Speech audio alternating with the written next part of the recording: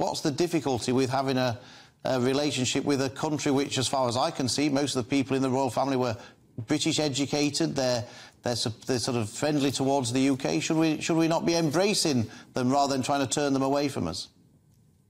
Well, we should clearly respect other cultures. I spent a 35-year career in the Foreign Office doing exactly that. And it's interesting, your previous interview, where you talked about the impact of the various controversies about this World Cup on the World Cup itself. I think Chris Scanlon was absolutely right. I think when the football starts, people will concentrate on that.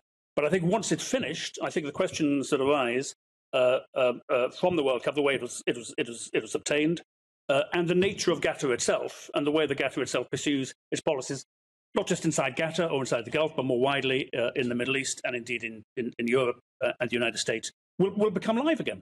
And I think they should. I think the issue of corruption in football and the various allegations and the various bans and prosecutions and so forth that arose out of the bidding process in 2010 is an issue for FIFA. And I think FIFA has a lot of serious questions to answer, which Gianni Infantino, in his rant this morning, simply didn't address. But the issue of Qatar, why we should have a relationship with Qatar, which I think is what you yes.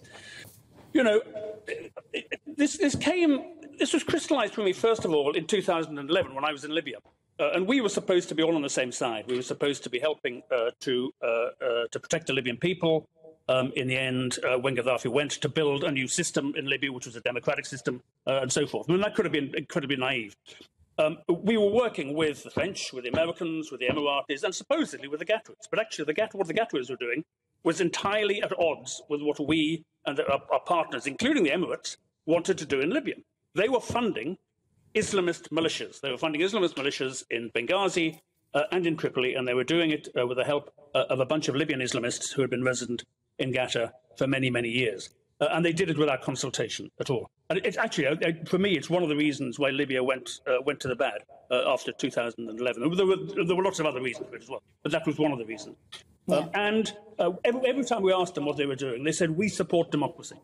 We support the right of the people to choose. Well, fine, OK, but in that case, why Sir John, people choose in Qatar?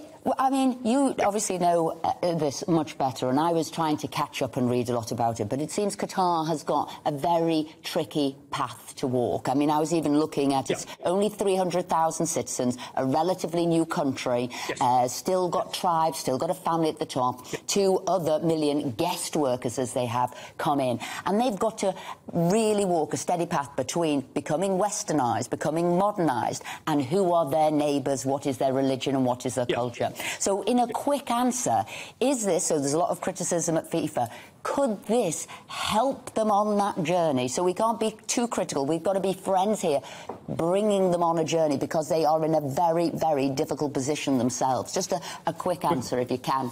We're friends with Libya. We're friends with Libya because with Qatar because of natural gas, basically.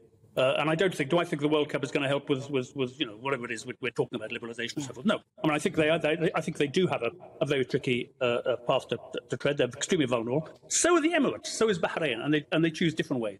And I think just a quick one. I mean, one of the issues we raised in our report is the issue of Qatari funding to Islamist groups and institutions in this country and in Europe, Germany, France, and the United States, for that matter. A lot of this is unaccountable. A lot of it is untransparent. And that makes me very nervous, given the history of Qatar's involvement in the wider Middle East.